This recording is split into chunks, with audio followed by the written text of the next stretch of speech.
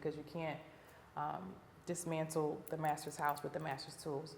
So I said, I need to do this outside of the institution itself. Sure. And so I still use hip hop as a cultural marker in my work because it just helps me break down very complex societal issues in ways that are digestible to not just young people, but people. Right. Even if someone has never heard of J. Cole, in Raleigh, right, when Dreamville was coming, I went to the president of the university I was working for.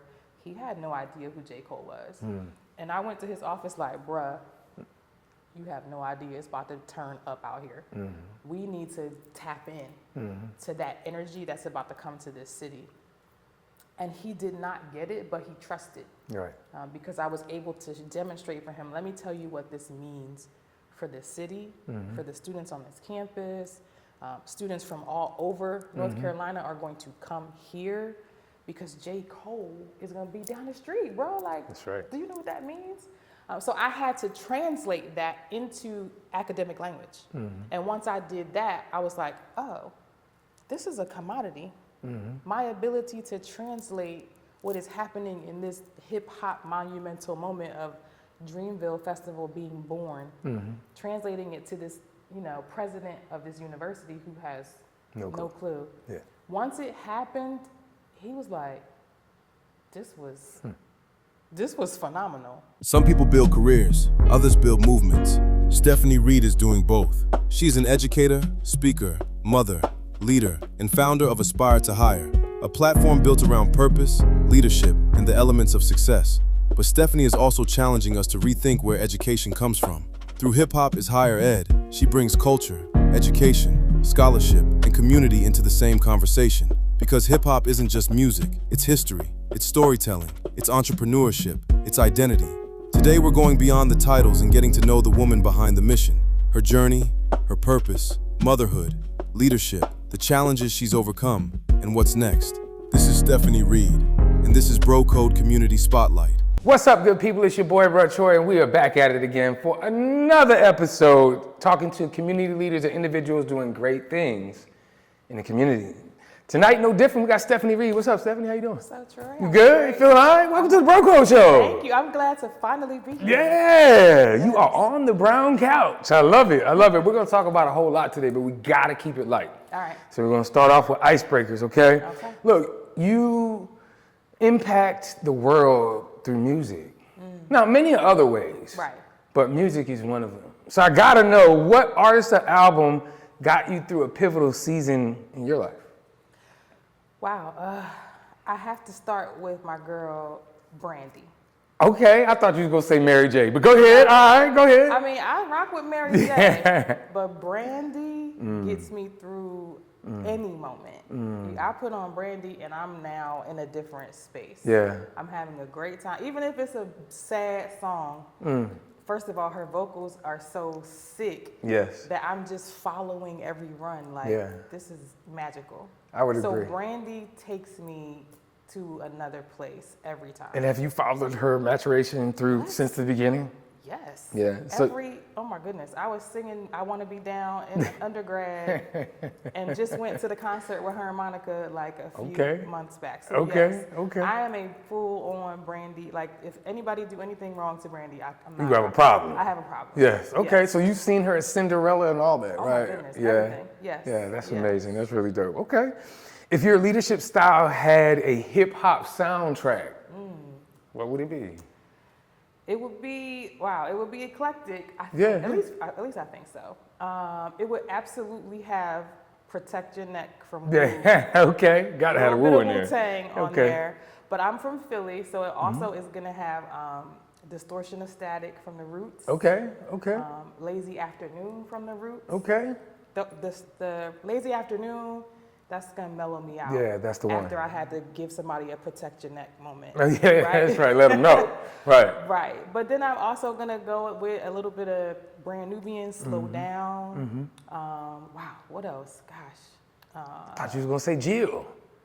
Well, you said hip hop. So My bad. You're right. My bad. I was confusing. My bad. Right. I mean, Jill is in the rotation, right? But hip hop is, if I'm really trying to get a point across like Jay-Z, so ambitious. When Okay, I'm in I my like that. leadership bag, I like that.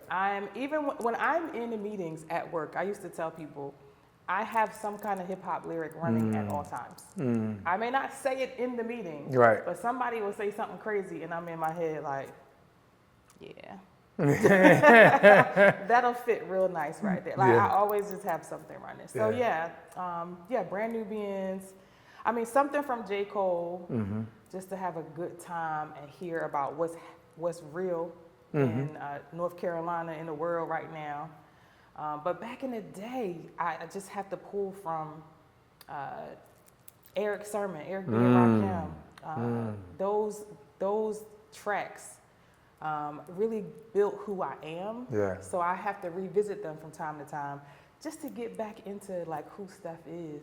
I like who that. Steph was in high school, so I don't like forget that because I still show up that way in boardrooms, in the bedroom. It just depends, you know, what the mood vibe is. is. That's Right. absolutely right. Right. Quick question. Why aren't you showing up every day for your audience? Because brands that win online, they really aren't the biggest. But what they are is the most consistent. In fact, businesses that post weekly content see up to 66% more leads and 3 to 5 times more brand recall. People buy from who they remember. It's really as simple as that. And video is the fastest way to stay memorable. That's why we help clients build monthly content systems so they can stay present, stay relevant, and stay top of mind. So if you're ready to show up consistently without the stress, reach out to Bro Code TV Production and let's build your content engine together. I love that so much because 96 It Was Written came out with Nas, and that was in summer school, man. I had to go to summer school, right? Yeah. One and only year. I was like, I ain't doing this no more. I'm spending my summer in school. I did that one time as well. What? 10th grade. I was like, no, sir. Yeah, not I, said the cat. But I remember that. I remember and this was tape. Right. Right? I had it on the cassette tape, man. So anyway, I could definitely dig that, man. When people experience Stephanie Reed for the first time, what do you hope they will leave with? For the first time? Yeah. I guess, you know, a good impression, right, at the bare minimum. But just a good feeling. Yeah.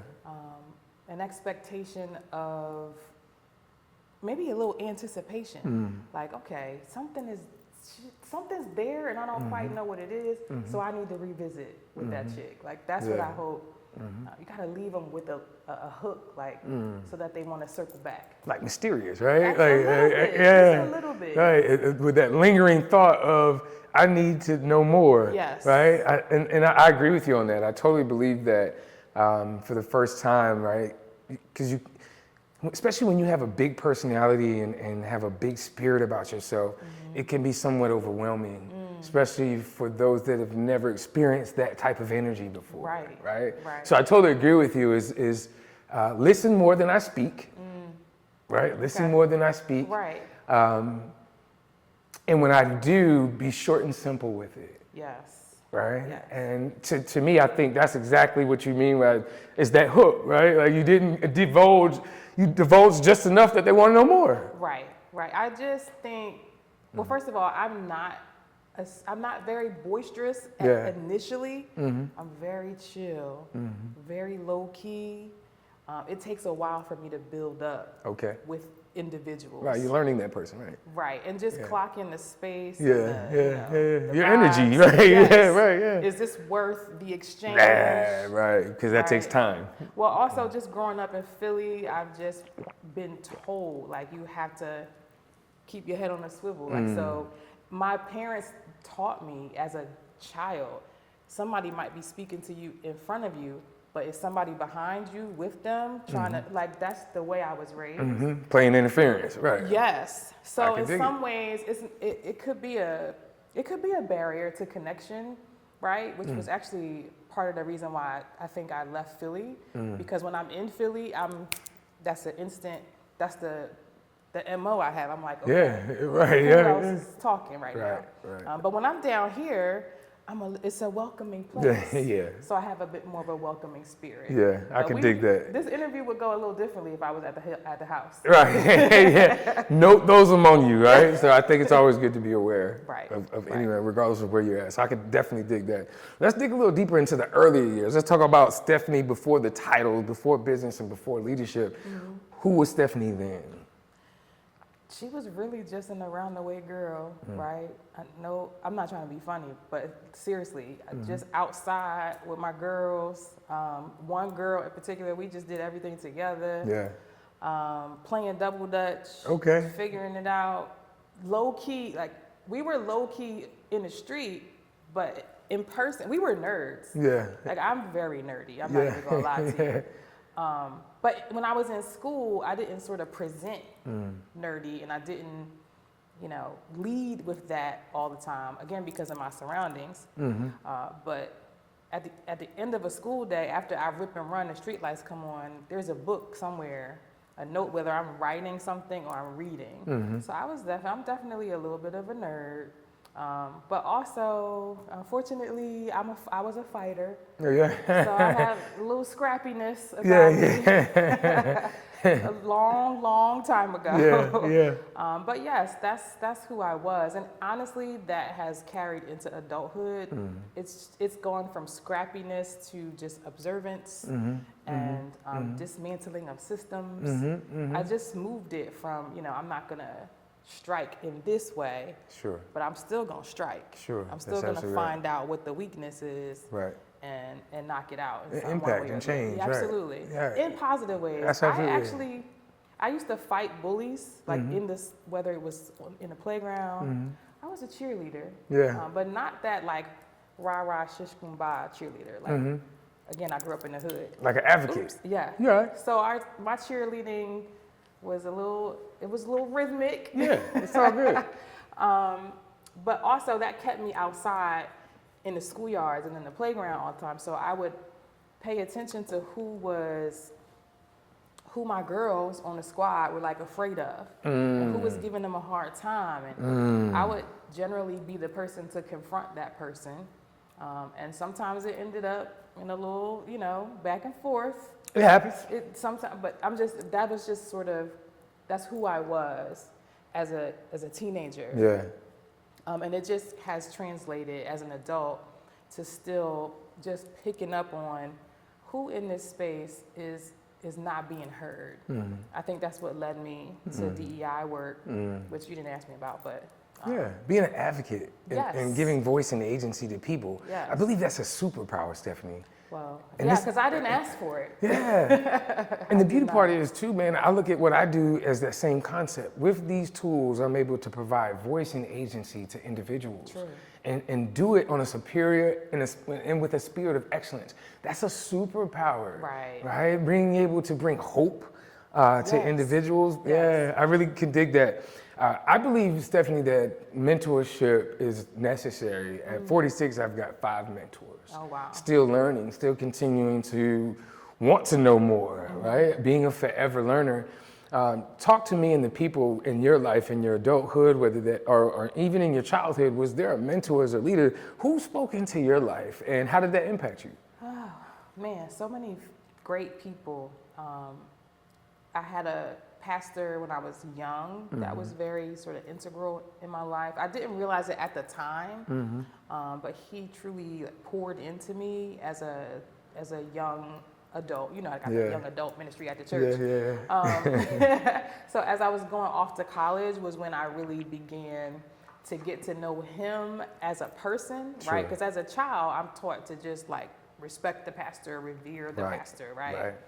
But once I became college age, we started to have like real conversations, and he gave me some advice that I took with me for a long time, not just, giving me scholarships to go to college. He was like, yes, here's your check, but let's just talk about what's gonna happen when you get down there. You're gonna be away from people. Right. And that went into my, adulthood, having my first couple of children. He was still here, and we talked in those moments, not really as a pastor, giving me like counsel as a pastor. He spoke to me like, he tapped into his young man era, and he was like, "What is this gentleman bringing to your life?" Right. Let's talk about that. It was that kind of pouring in. I have a very large family, so I didn't need a ton of mentors when I was younger because I got a lot of aunties, a lot of older cousins, and they let me know what the business was. That's But good. I also could watch them as they navigated the world. So I learned a lot there. In college, was a young lady. She was the school psychologist. She was in the counseling center. Oh my gosh, she changed my life. Wow. I mean, because when I went to school, I left Philly. I came down south, and it was fine. That transition wasn't hard, but there were still a lot of things happening in Philly that I needed to attend to, and she helped me navigate making space for myself and not taking on the responsibility of what was happening back at home. She gave me great books to read. I still have a couple of those. She wrote really wonderful notes in them because I left school for a year, and she is the reason I came back to school. The year that I was away from school, she would send me letters from Charlotte, North Carolina to Philly, and she would just write, "I'm just checking on you. You still have goals. I know you home, but don't forget what's down here." She was dope. She was so dope. So she was really a big person in life. And of course, as I began working, I got a couple of mentors here and there in my career space, but those foundational folks really, I think, built confidence in me. I really love that too, because just looking at the continence in your face and the energy when you spoke about the young lady in college, to me that was the difference maker, right? Like without that person that was continuing to connect you to your purpose or the thing that was greater than you, potentially it might have went to the wayside. Potentially, it could have been redirected, and life just started lifing. And so that's amazing, man.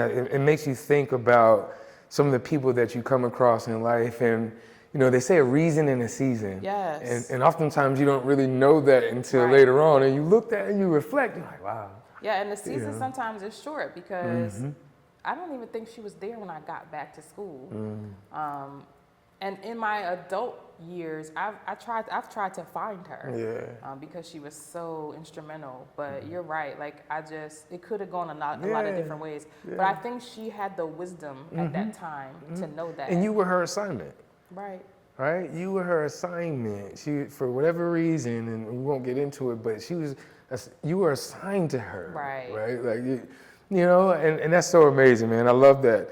And how that works in your favor. Yes. And in the moment, you're just going through. Right, I'm young. I'm like, I might read this book, but thank you for giving it to me. And you still hold on to those books, and then you'll look back and be like, wow. Yes. So she was that reason in that season, planted those seeds and helped grow what we're looking at, and seeing now. She nurtured and helped to water what we're seeing now. I think that's so amazing. It really is. I don't believe in happenstance. I really don't. There's everything happens for a reason, right? Oftentimes we just overlook it. So I think that's dope. Let's talk about motherhood, and how that has impacted you. What has it taught you about grace? Wow. Grace. That is necessary. Yeah, for sure. I will say motherhood, man, it's the best part of my life, the very best part. But it's taught me that I actually have a lot of patience. I used to think of myself as a very impatient person. Interestingly enough, though, when I'm working, I used to work in higher ed, so I did start to exercise a lot of patience with students, but it was a different type of patience and grace for your own children. So I really learned, like, wow, I didn't know I had that in me. I'm better at that than I thought it was. At this than I thought it was. Patience and what's the word I'm looking for? Not resistance, but like resisting the urge to snap, right? Because I'm self-control. Self-control, right? Awareness. Self-regulation. Because I could be deeply triggered by something that one of my children have done, but I'm also aware, like, okay, don't come at them with your issues, like nurture them. What is it that she needs? What is it that he needs? And a lot of the time, I'm the person in the house who's I think officiating, right? And Yeah. I'm letting my partner know, like, babe, don't go off Yeah. on him right now. Yeah. He needs to breathe. Right. Yeah. So I just recognize that I have a lot of patience and pearls that I picked up along the way that I'm actually applying. I surprised myself a little bit Yeah. with those kids because they will drive you crazy. Oh, they will test every patience, Yes, every yes. nerve. But they also have brought out a gentleness in me that would not have happened otherwise. Again, because I've had such a tough exterior, like painted on Yeah, for many yeah. years. And then when they came, it's just a different kind of love. And so that's the only place I practice that kind of tenderness, though, to be honest. Yeah. So it's in there. It's just for those 3 individuals. And then I pack it up when I come out in the world. Reason in the season. Yes. They tenderized you, right? Exactly. They Exactly. conditioned, right? Yes. Right? Yes. Yeah. And loving kindness. Yeah, I love that. I love it. What's one challenge of balancing motherhood, passion, purpose, and entrepreneurship? All of those words are the challenge. Not to mention, I think just the idea of balance is a fraud. I agree. It's not real. I agree. So once I taught myself that, and I still teach myself that, I have to remind myself that every day. But it's a challenge to not feel like a failure, right? When a child who's not a child, Sure. right, in the chronological age sense, but they're still my child. When they make a mistake, like a serious life mistake, Sure. I have to check myself and not internalize what is happening with them, right? It's not about me. It's not my failure, or I do believe it's a reflection of me. So I do a lot of introspection, like what did I not teach? What did I not model? Or am I not approachable enough to be a resource? But at the end of the day, I think the balance piece, I have to make sure I'm present to give Sure. people, my children, their father, and I'm going to extend that even to like my immediate, my mother, my siblings. Am I giving them what they need at the moment? Right. Because I cannot be present with them all the time. Right. And I cannot be all things for all people. But when I'm with them in a moment that's significant, I just, try to honor that. Yeah. And give myself the grace to let myself know, say what you can say now. It might not always be perfect. But my kids really understand me more than I think they do. I don't know how good that is, but they get me, and so they understand the ebbs and flows of my work life, my hustle, my entrepreneurship. They don't ask me a lot about it. Really?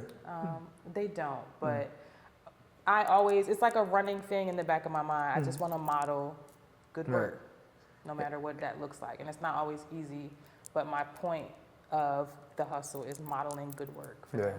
I love that. I have a 17-year-old daughter, and similar, she is a creative. She loves art, she loves drawing. She aspires to be a designer for high-end hotels. Oh, wow. She will be she'll be a senior next year, or this year coming, next year. Right? High school Yeah, senior this or coming, college high school. Okay. Yeah, school's getting ready to start. Yeah, so this year this is her last year, and she looks to go to UNCG to study creative design, or interior design, excuse me. Okay. But to your same point, she sees what daddy does and maybe may not ask, but she sees it, Yes. right? Right. The content is forever in 4K, it's imprinted, right? It has a digital link. I look at the content that we film when it comes to scenes like this, whether it be the TV show or helping businesses or brands with digital storytelling, an opportunity to leave breadcrumbs for daddy's impact on the world and forever be on a link in 4K, and she can always just press play. Right. And my daddy did this. Right. So she may not ask, but she follows the digital imprint, right, online. Right. She is an active viewer, right, of the content. So though she may not say anything directly, Yeah. She's watching indirectly. Yes. Both literally and figuratively. And you know what's interesting about that? You know, we are from an era where those digital footprints didn't exist before, right? That's absolutely right. We were around when the internet was born. Right. So, you know, imagine how we had to hold on to those moments from our parents in our minds. Right? From memory. We had to, like, it had to be baked in, and you had to pay attention as a child. At least this is how I felt about my child. I watched my mother and my grandmother especially work and be wives. And I took a lot from that, and I made a lot of judgments, if I'm honest, like, man, I'm not doing that. Why she cooking? Absolutely. All she do is cook for that man. You Like, didn't understand it, right? sit down, grandma. Like, but, you know, it's just the way her polishing and her giving. My grandmother, I'm speaking of, my mother has the same in her. It just comes in a different form. And it's just been passed down, because now I'm in the kitchen certain times. Right. I'm not in the kitchen every Conditioned day. to this day and age, right? Yes. Yeah. But I had to hold on to those things for myself and then make meaning out of what I was seeing. What I hope that our children are able to do is make meaning on their own. Sure. Because now everything is interpreted through a lens, and there's some kind of caption attached to everything they're seeing. But I want them to be able to make meaning and reason for themselves. Like, what is it? Put down your phone, and what does it mean that mommy has a symposium coming up? Like, and what are you going to do? Are you going to help me? Like, we have to have those real moments where there isn't the digitized form of it. I agree. And being intentional about it. Yes. Yes. Totally agree. Let's walk into purpose and career. Aspire to hire. Yes. Right? What problem are you solving with Aspire to hire? Man. So the impetus for Aspire to Hire is the problem that I'm solving. And it was really because I was in higher education, watching young people come into higher ed, work through that system, but still come out of that system unsure. They received knowledge, but they weren't putting like the pieces together. And so the problem I would say that Aspire to Hire solves is internalizing that what do I do next part. So students were coming out of higher ed and they're always looking for an answer, right? Because they've been in class for 4 years and now it's time to get a job, and they're looking for someone in a career center or a recruiter, give me a job, tell me what to do. But really what I found that people need, particularly young people come out of school, is you tell me what you want to do. And then we cultivate what you have in you, those gifts, so that you can achieve that. And the achieving it is not always get the $1 million job, but work towards purpose, goal, whatever goals or whatever that is. So my work is about giving people an internal compass. Stop paying attention to all the noise around you, and what is your inner voice telling you is the next step for you, and what are the tools that you need to execute whatever the vision is that you have. And sometimes my work is about helping people craft a vision. And so sometimes that's individuals, but as I've grown as a professional, that's turned into organizations, creating like leadership plans or a vision for the culture of their organization. But I really thrive in spaces with students and young people and helping them seek satisfaction from themselves, not from a career. I love that. I've oftentimes said that some of the dopest moments have happened in the most uncomfortable moments. The moments where you are unsure, or the moments you're like, I don't know if or even if doubt crept in, right? The tool of the enemy. What are some of those challenges for you? And talk to us about what they were, and then how did you overcome them when it comes to being a leader and a founder? Yeah. Well, it's not a past tense. It's a daily conversation with myself. It's a daily regulation of my nervous system. It's a daily affirmation practice. And it's not always, you know, those things sound cliche, right? I'm not in the mirror every day, like saying the things. I am. Like, Right. did you ever watch Being Mary Jane on BET? I haven't. You should. Yeah. It's a good show. Okay. But she would have Post-it notes all over the mirrors, all over her house. I mean, that's a great practice.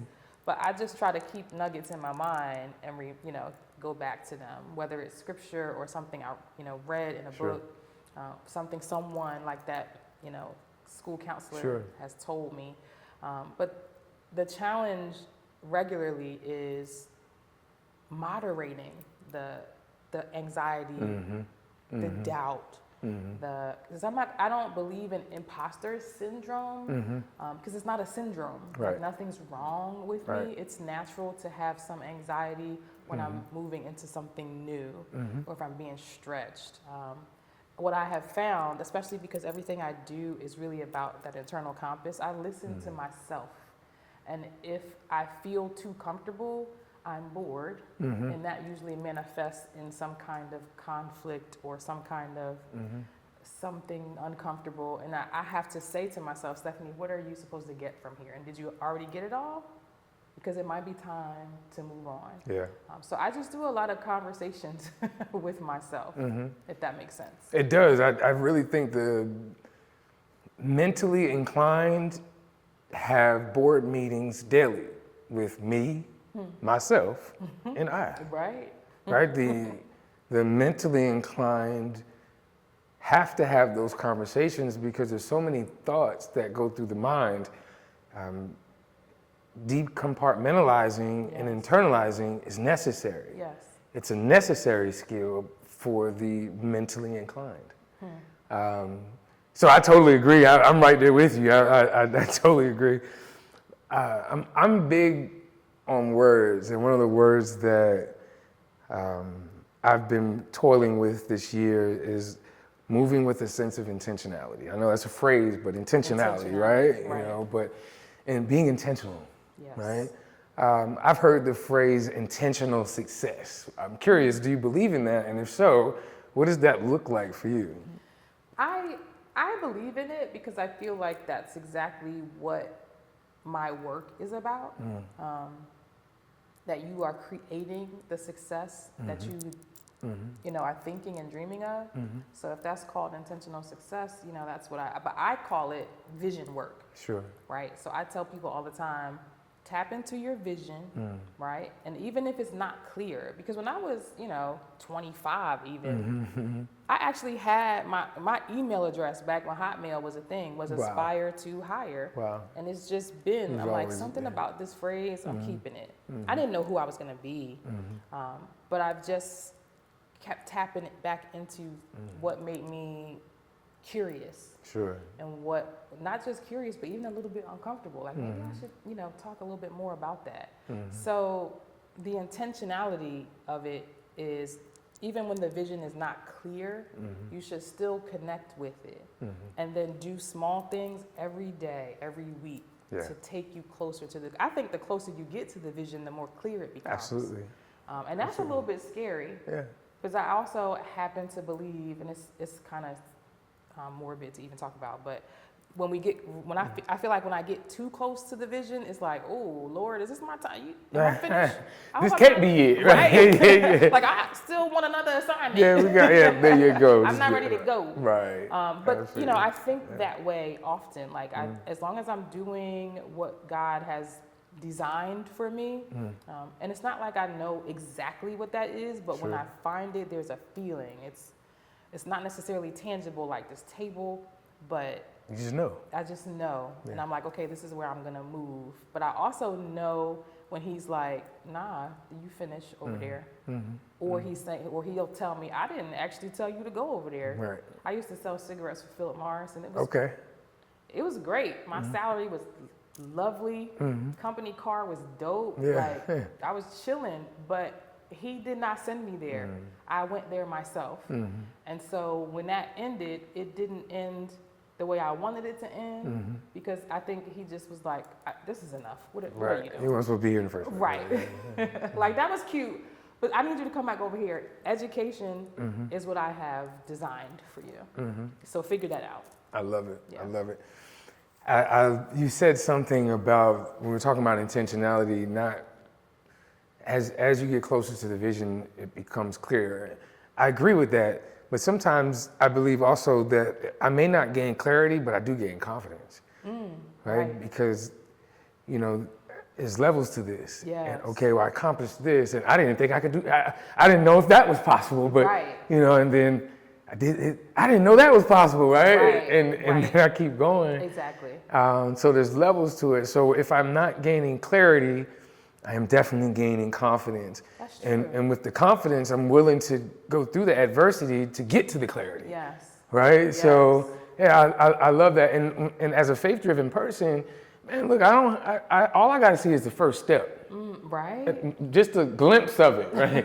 let me just make sure, right? And there's a sense of faith and a trust that, you know, where I'm going is where I'm supposed to be. Right. So I love that, man. I really do.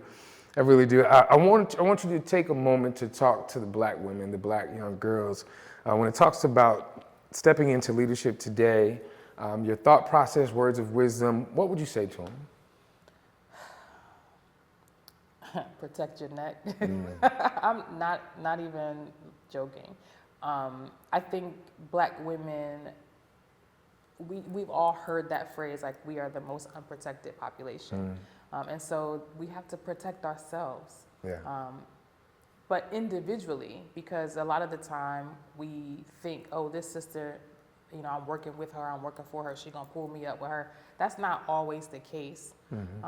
So I would say not self-care in that sort of cliche, you know, go get you a manicure and a massage. No, be intentional with yourself.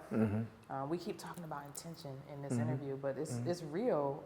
It's genuine, and it works. So I'd say follow your instincts. Be you. I'm a hard and fast believer in authenticity. The way I'm speaking to you today is how I speak when I'm in a boardroom. I'm not gonna say I've never code switched. It just doesn't happen often. I walk into spaces as the same Stephanie from Philly, as I let them know, like, I'm from Philly first, but I can also help you with this spreadsheet. Let's look at the data that you have about your, you know, deliverables and what's happening. You know, I'm going back and forth because that's just who I am. And something that you just mentioned, just having the confidence, you can't be yourself if you're code switching or you're covering. You're doing too much work up here to present in one way.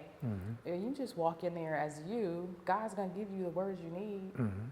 He already gave you the tools and the knowledge to even be in the space. You wouldn't be there, right? So, like, trust that. But that, I'm not gonna lie, like, that came with age. That's right. You know, I'm tapping on a pretty big age here this year. And so that just grows with me as I age, that maturity, that confidence.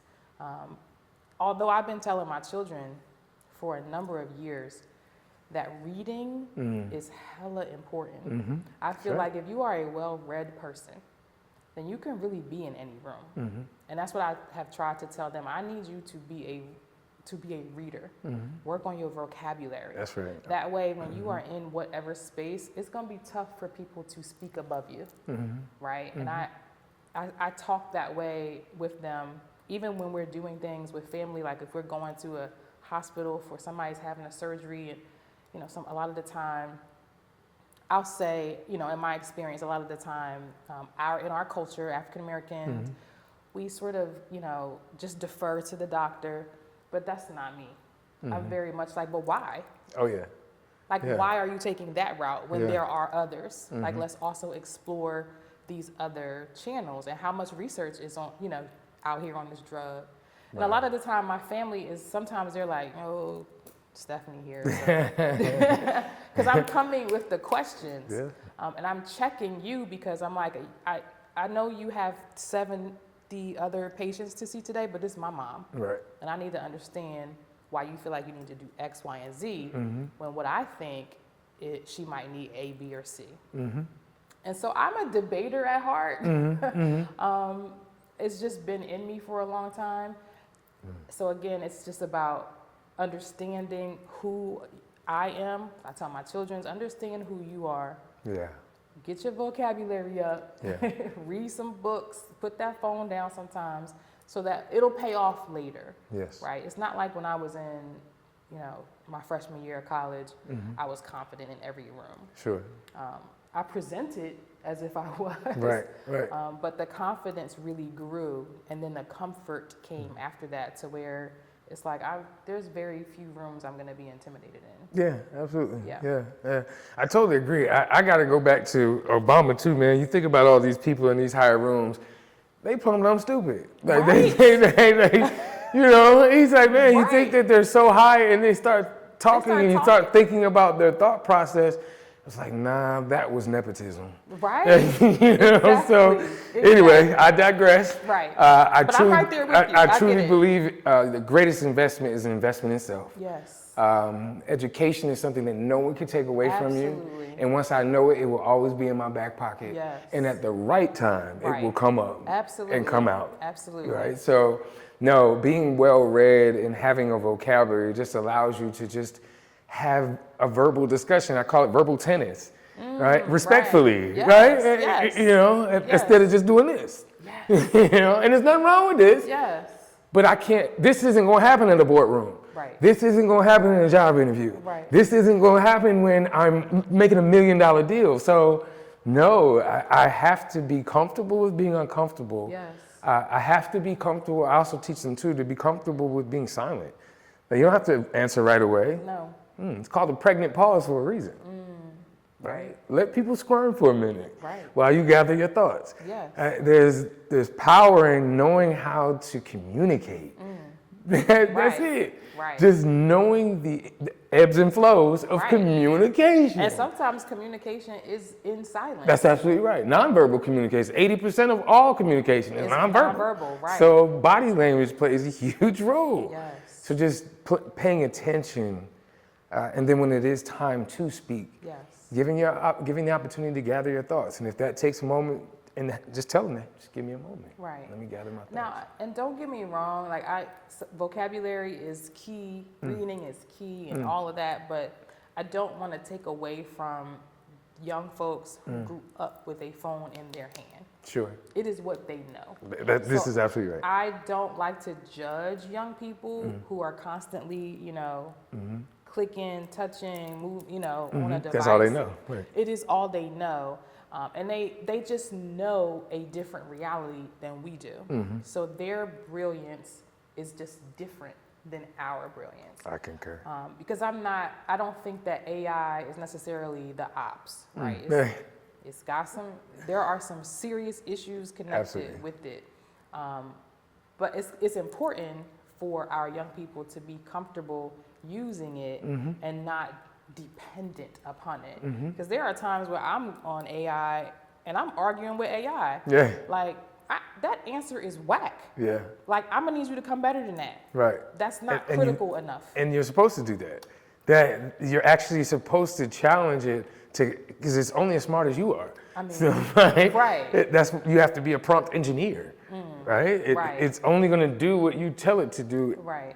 And it's only going to go to the level that you push it. Yes. Right. So I agree with you. I look at AI kind of like like video games. You started with Nintendo. We're at PS5. Like, the technology has to go somewhere. Right. It's not going to stay the same. No. And yes, in the wrong hands, anything in the wrong hands, food in the wrong hands, that's called gluttony, right?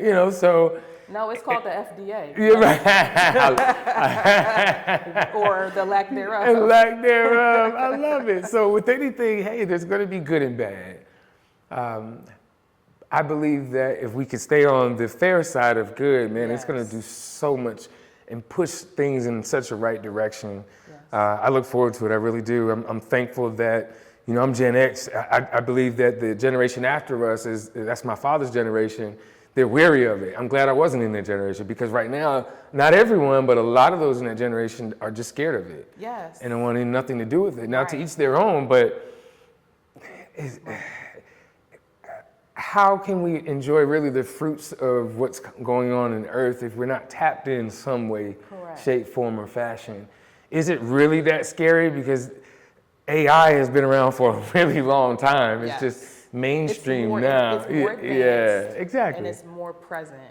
Right. It's interesting because when I started A2H a long time ago, I used to teach a lot of classes in the community in Philadelphia, and a lot of the people who would register for my classes were like senior citizens. But it's because I was teaching, one of the elements of success in my leadership framework is digital literacy. So I was teaching people about privacy setting savviness. Okay. Right? Like social media is not going away. And Yeah. all of these senior citizens were coming to my class like, I don't want to tell it all my business. I don't want to put all this in here.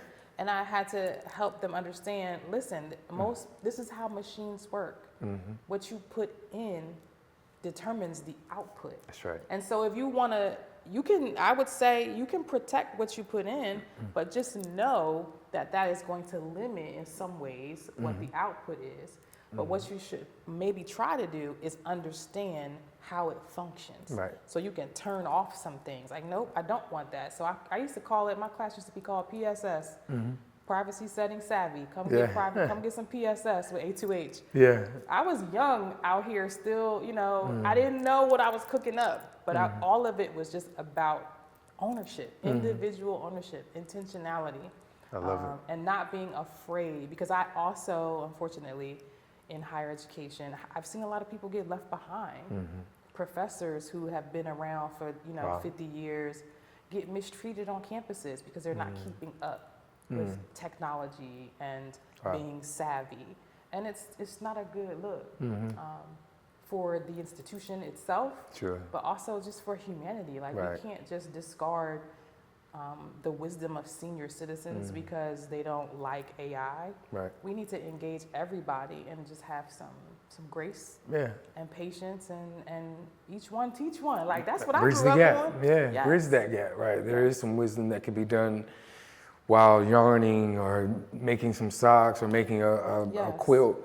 Just as the flip side, the young person is some wisdom in teaching about the AI and the Google, turning those settings on and off. Because I can assume there's great empowerment in that space because you feel like you've gotten control back when you learn, I can toggle this Yes. or toggle that. Right, especially for a person that is overwhelmed or whether young or old, right? Yes, absolutely. So I love to hear that. Okay, you're giving them agency back. You're giving them Absolutely. control back of their tools without allowing AI or the technology itself to decide Correct. who does what.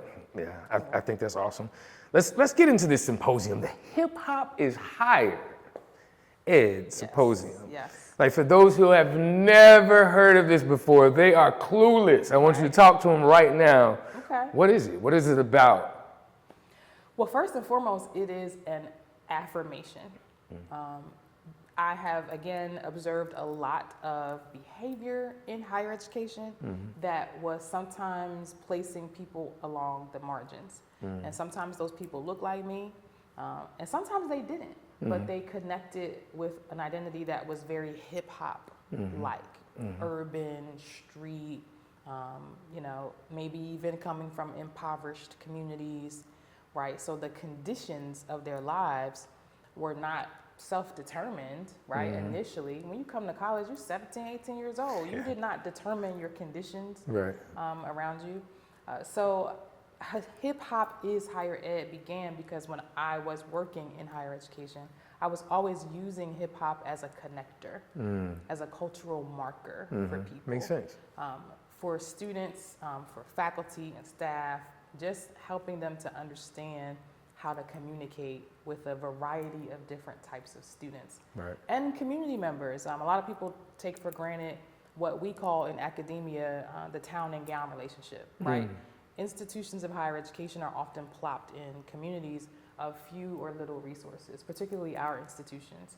And so there needs to be someone who takes care of the relationship in the community that the institution is placed in. Sure. So that that institution is not depleting the resources of the community while it's pouring into students and sending them out into the world to go get jobs outside of the community. No.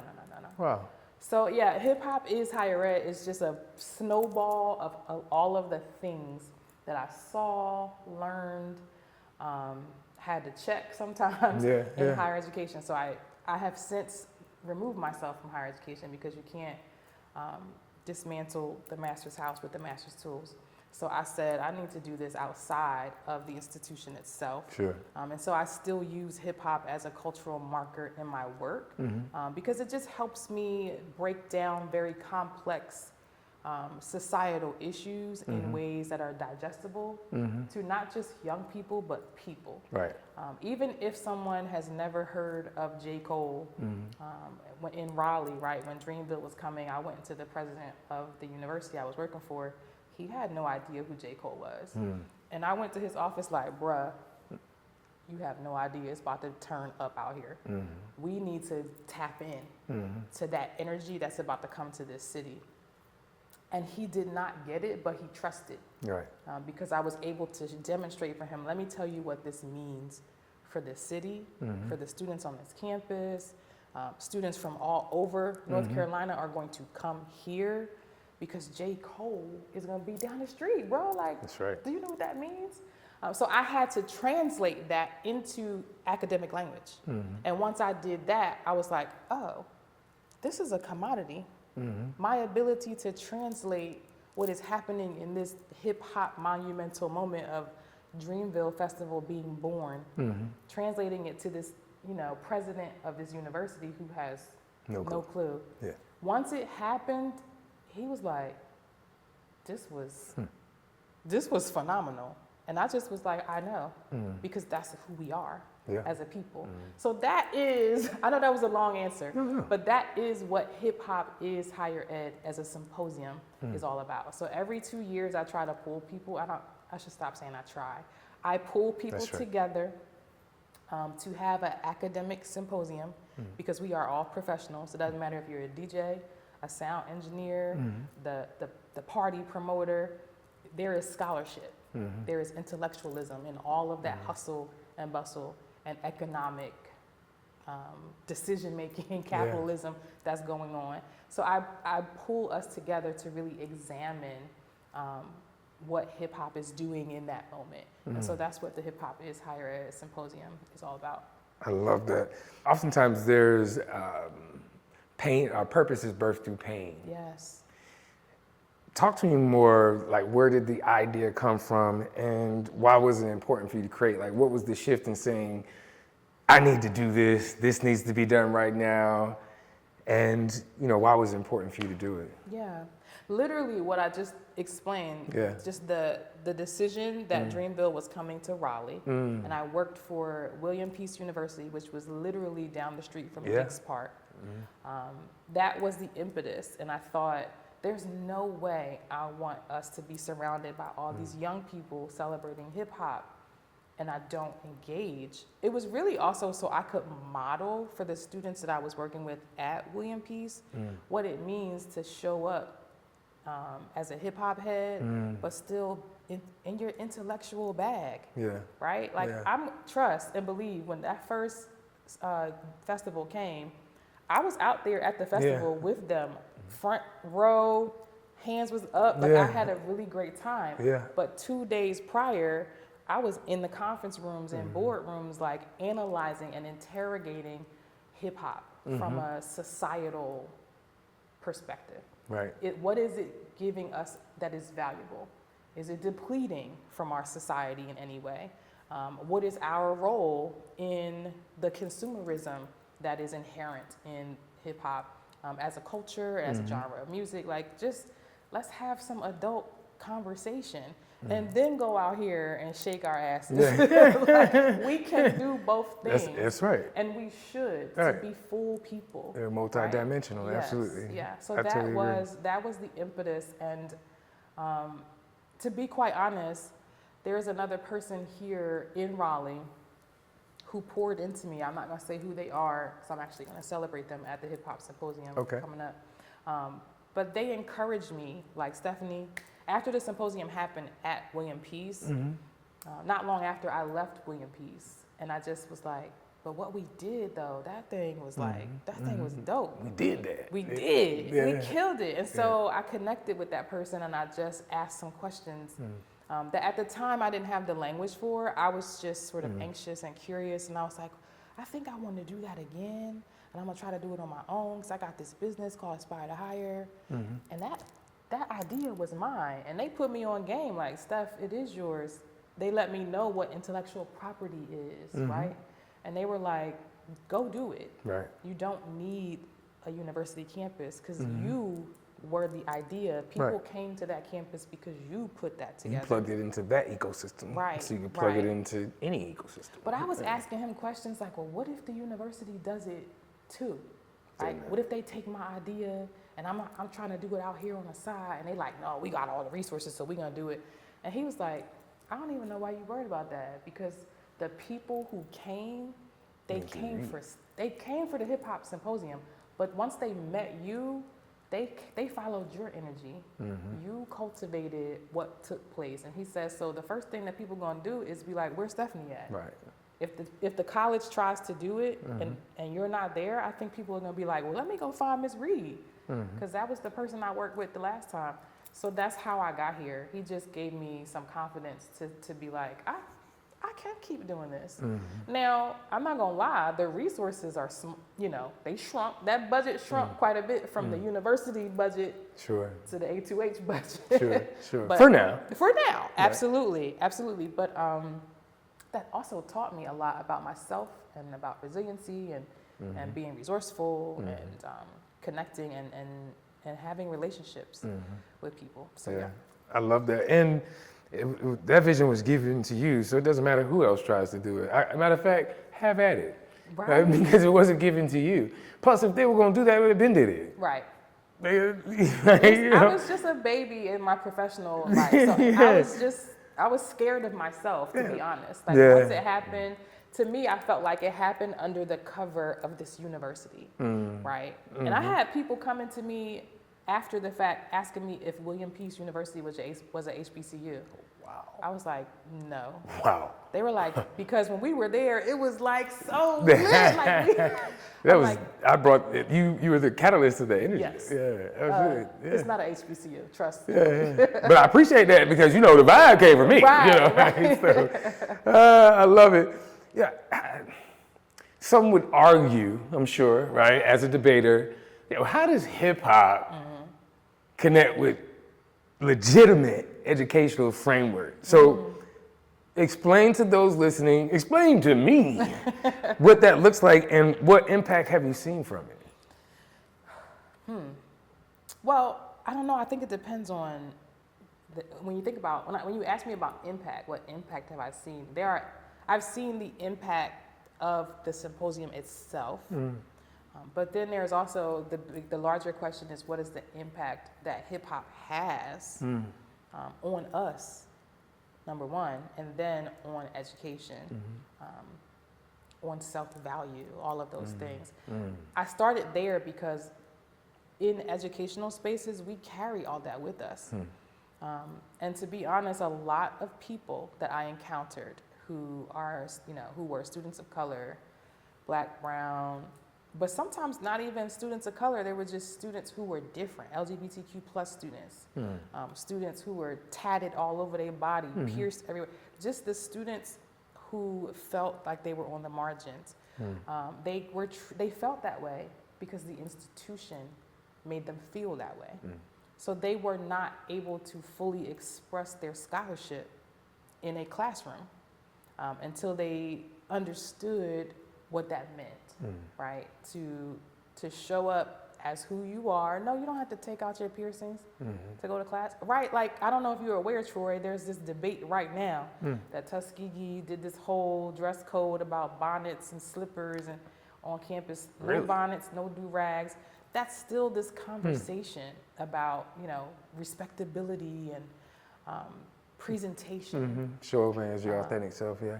So, right, so how do we tell students to show up as their authentic selves, but don't wear your do-rag to class because I can't teach you if you got your do-rag on. Right. And I'm not here to say that I land one way or the other on that debate. I do have an opinion, but that's for another conversation. My point is those students, whether they got on a do-rag or not, whether they got on a wig or they got the Leroy straight cornrows back, it doesn't matter. What matters is what brilliance they carry with them. Sure. And I call it brilliance on purpose because, let me give you an example. I used to work at this university outside of Philly, but like very much outside of Philly in a very affluent area in Pennsylvania. But students who were on this campus, most of the makeup of the student body were students from Philly. They were from West Philly. They were from, as Jill would say, North Side. They were from North Philly. They were getting the train out, through 2 and 3 trains to get to this campus, right? So they show up and they speak the way they speak. They had their own jargon, right? They carry themselves certain ways because they navigating on subways to get to campus. So when they get to campus, they still, you know, like, yo, that's how they communicate. Yeah, just got off the bus, off the train, right? Yes. You got to give me a minute to like take my armor off. Right. But I had a lot of administrators, faculty members say things to me in spaces about those students that I had to wrestle with myself. Like, why are they judging these students? Like, they would ask me questions like, oh, Stephanie, can you talk to that student and ask him not to wear his hood in class? And I would tell my colleague, no, I'm not doing that. Because first of all, you get paid a large salary to engage with these students. And if you cannot have a simple conversation about your syllabus rules and the hoodies and no hoodies, then I don't know why you have the salary That's you right. have. There's some retraining that needs to go on. You need to figure that out, Right. right? It was like they thought I spoke a language that they didn't. And it's, yes, I did. But that's You're not gonna use me. right. Yeah. But you're in doing that, they were also othering that student. No, you give that student the exact same treatment and you engage them at the same way that you engage, you know, John, Respectfully. who got on a, you know, Right. a button-up polo. Like, Right, you need to treat them the same way. I'm not going to give you, you know, an out. And some of them might watch this and be like, I'm sorry, Stephanie, I didn't mean to offend you. But you did. And thank you for your apology. Right. You know, change behavior is a true apology. Absolutely. Right. Absolutely. So let's get some relearning going on, Yes. some unlearning, some unpacking, and some true empathy towards people Right. and what's going on in their situation. Right. So I said all that to say students come to classes, whether it's in K through, you know, 12 or higher education spaces. They come with whatever baggage they are carrying.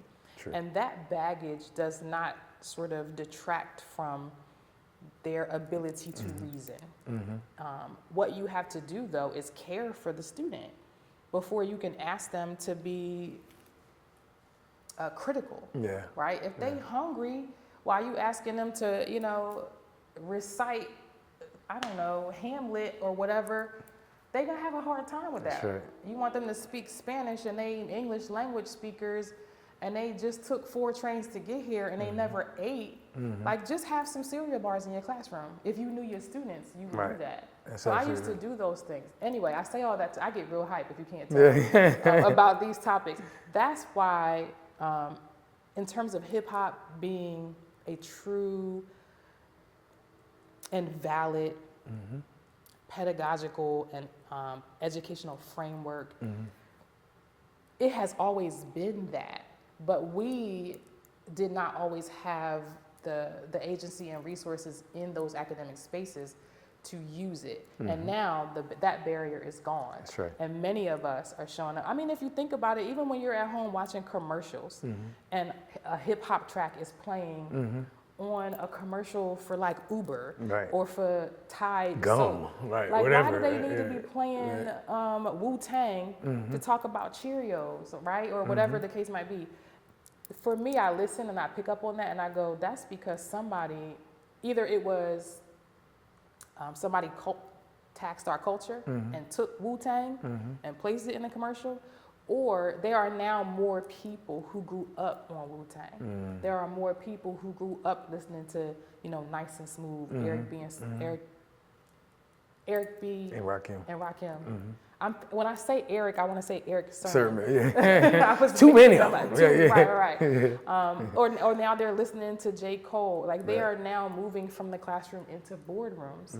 And so just because they listen to hip hop doesn't mean that they cannot articulate themselves clearly in a boardroom. And that's why hip hop can be used as a resource and a framework in the classroom. It's also a culture.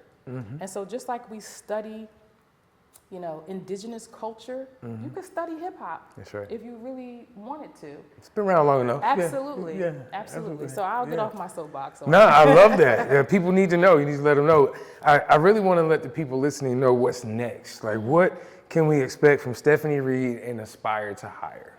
Oh, wow. So I'd say many things. One of which is just more of, I want to say more of me, but I don't want it to come off as like cocky or self-centering. I say more of me because I plan to be more authentic in the way that I present my work. So I plan to do a lot more writing. I plan to publish an actual novel and some leadership development books. I want people who are attracted to what I offer to see Aspire to Hire the same way people think about Rich Dad, Poor Dad or Chicken Soup for the Soul. Like when I put out the Aspire to Hire book, it needs to hit just like that. Because the way I have developed and created the leadership framework that is Aspire to Hire and the elements of success are just as translatable as a Chicken Soup for the Soul. Okay. I just am not a white man. Yeah. Right? Yeah. I just got a little flavor Yeah, in how yeah, I yeah. present my elements of success. And I did that on purpose because Sure. one, it's authentic to who I am. And two, because there are people coming behind me who also grew up in Philly or they grew up in Raleigh or Durham and they, like they got a little swag Yeah. to them. Yeah. But they also think critically and they're worried about the state of our society. Yeah. And they're trying to figure out what to do What's with next, that. yeah. So that's why I'm going to continue to pour into those people, but I'm also going to pour into and critically have conversations with organizational leaders about how they create policy, how their decision-making in organizations impacts the communities around them. So those are the things that Aspire to Hire is going to do through writing, through programming, and through leadership training and consulting. That is what's next. Hip hop is higher education, will always be sort of our signature program, but I have a ton of other programming that it's not as shiny and exciting as hip hop is, but it is very essential. Necessary, for right? growth. Absolutely. Yes.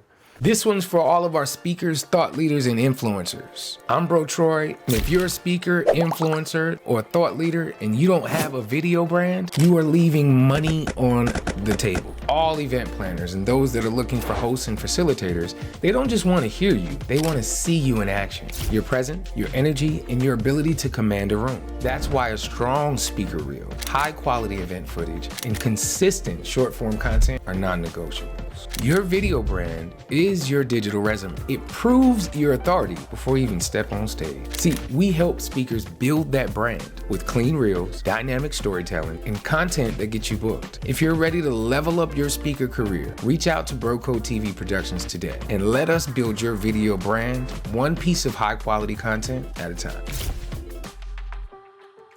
Many hands make light work. What are, if any, what are the gaps in Aspire to Hire for those listening? What skills, wherewithal, connections can help fill those gaps to continue to move this forward? And how can they be involved? Great, I love that question. So the gaps are, I would say, connecting to resources. And I think I'm just really plugging into that these days. And I'm really starting to trust myself in doing that. Because for a long time, I've held on to this vision and just sort of, I minimize, and I'm just gonna say it outright because my partner, my husband, he tells me all the time, like, you dope, like you're brilliant, but it's hard to sometimes receive that. So now I'm sort of coming into myself. Like I said, I got a big age coming up, and with that big age, I'm feeling like I am brilliant. That's like, right. I do know what I'm talking about. So I am moving into that moment by the grace of God and with faith in what He's placing in my mind, and just giving it back to the people, right? So that just looks like trusting my ability to connect with other people, stepping out on faith, and connecting with sometimes people who don't look like me. I might have to explain more than I would if I just kept it in my friend group or with people who identify as hip hop heads like I do. But now it's about collaboration, collective resources, right? I think we've been socialized in this capitalist society to just be about getting the bag. Oh, no, that's for me. I gotta teach that class. You can't teach that class too. No, well, okay. You do a very similar thing. Like, what can we do together? That's the season that I'm in right now. I love that. A collaborative season, so that my reach can be expanded. I am only one person. The vision that I have is great, and there's no way I can execute it alone. And so I'm now just realizing what I need to do to execute that vision with others. And collaboration and networking is the name of the game. Just to pull our resources and then work together to expand our reach. And how can people connect with you? Individuals that want to collaborate, individuals that want to connect, that are like-minded, and what they're hearing from you right now resonates with them. How can they connect with you? Well, for one, they can either follow me on LinkedIn. I'm very, very active on LinkedIn, but there are a lot of people who are not, so they can follow me. If you're not a LinkedIn person, you do TikTok or Instagram, I'm there too. My name on TikTok is Miss A2H. I have a little bit more flavor in my TikTok content, but I'm still speaking about the same things. I speak about those things on LinkedIn with much more polished content. There's some flavor in my LinkedIn content as well, but I balance it. I call it the broccoli cake method. I give people a little bit of cake and I throw in the broccoli. Like, you need to know about the elements of success. So follow me there. I have a newsletter that they can subscribe to, obviously, because in the newsletter, I'm really speaking the language of Aspire to Hire. And that's on LinkedIn? That is on LinkedIn. If they want an even deeper connection with me as an entrepreneur and what is next for Aspire to Hire, I'm also writing on Substack. So like I said earlier, I'm doing a lot more writing so that sometimes writing helps me prepare my programming. It helps me to break down the complex into those bite-sized nuggets. And so they can get that on Substack. I'm also Miss A2H on Substack as well. Is TikTok Miss A2H as well? It is. Awesome. Well, first and foremost, thank you. I call it giving them the medicine and the candy. Same right? thing. Yeah, same concept, right? Yeah, you need this medicine. You do. Well, I'm gonna give it to you in some candy, right? How grandma used to do us, right? The same She would put the thing, medicine in the candy, right? I love that. Thank you for your time. Thank you for the opportunity. Thank you for sitting down. I love everything that you're doing and got going on. Please follow Stephanie Reed, follow Aspire to Hire. The Hip Hop is Higher Ed Symposium is coming up in September, and it's a yearly event, an annual event. Is that correct? It is biannual. Okay, it has been biannual, but the way that I've been connecting and getting partners, it may move to an annual event. Let's do it. Let's make it happen. Connect with her. Another one. Thank you. Stephanie, look, the show is called The Bro Code. Oftentimes when people think of that, they think of an unwritten rules, a set of values or laws that you treat others or yourself by. But I'm curious, what's your code? I feel like this is kind of a cheat question for me because I literally developed a leadership framework that is my code. Aspire to Hire is not just the name of the company, but there is a set of leadership qualities that I have come to develop over time. I've observed in people and realized that it really leads to career satisfaction and resilience. And so I would say that is my code. I use it now. I actually do a lot of programming where I talk about it as it's my algorithm, right? I'm not driven by external algorithms. It's my internal algorithm. And those 10 elements of success are my code. I tap into them. Some of them are passion, vision work, unapologetic ambition, digital literacy. There's a number of them. And they're not all, about schoolwork and leadership in the boardroom and in work environments. It's also personal development. Aspire to Hire is personal and professional development. It's literally how I live my life. I live an A2H lifestyle. A2H are the elements of success. So that's my code. I mean, I also grew up with a street code, and I still tap into those things, like your word is bond, right? Girl code is a whole other thing. But girl code and bro code, I think, work well together. You have to keep that word in the relationships that you have with people. Those things applied when I was a youngster, but they still show up. They manifest in different ways as an adult. There are people I work with who are colleagues, who I've worked with for years. And sometimes we don't even have to talk for a number of years, but if I call or they call me like, Steph, I need A, B, and C, or do you have this resource? I'm sharing that because that's the code that we have. We have established a relationship where we can share resources. I don't try to keep my knowledge or my resources from them because that's my sister, that's my brother.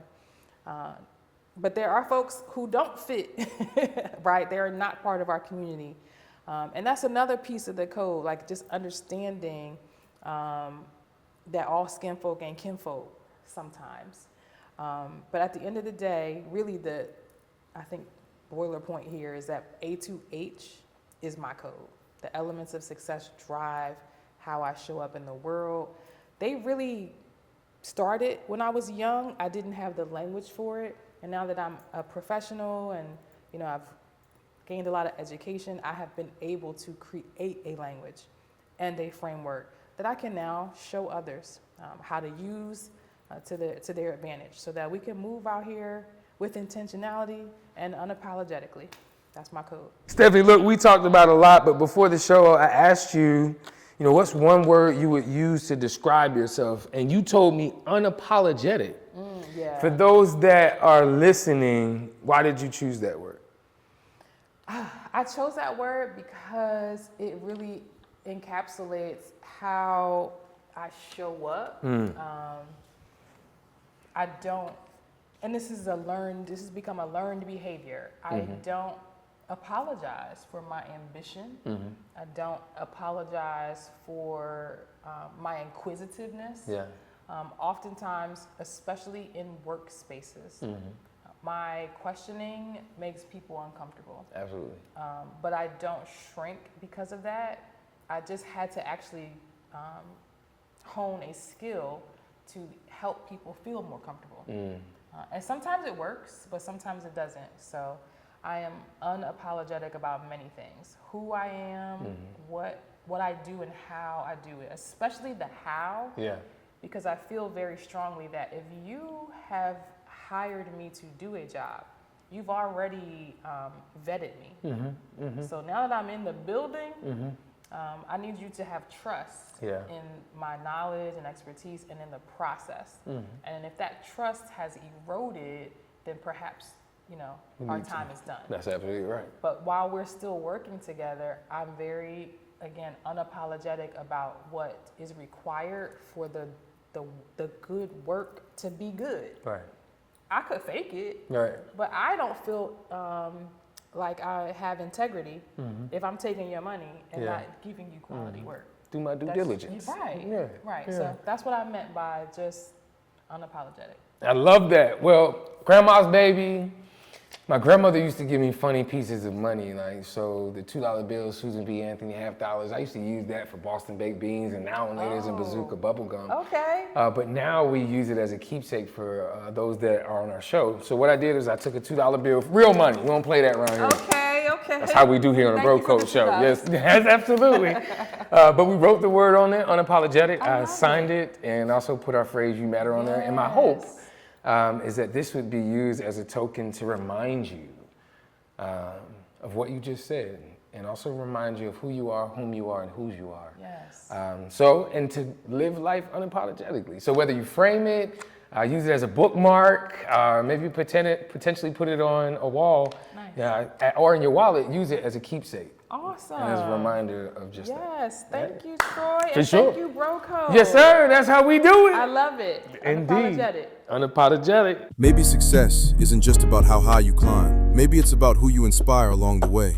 Stephanie Reed reminds us that leadership is more than a title. It's the courage to create, the willingness to challenge what's expected, and the responsibility to make the path a little easier for those coming behind you.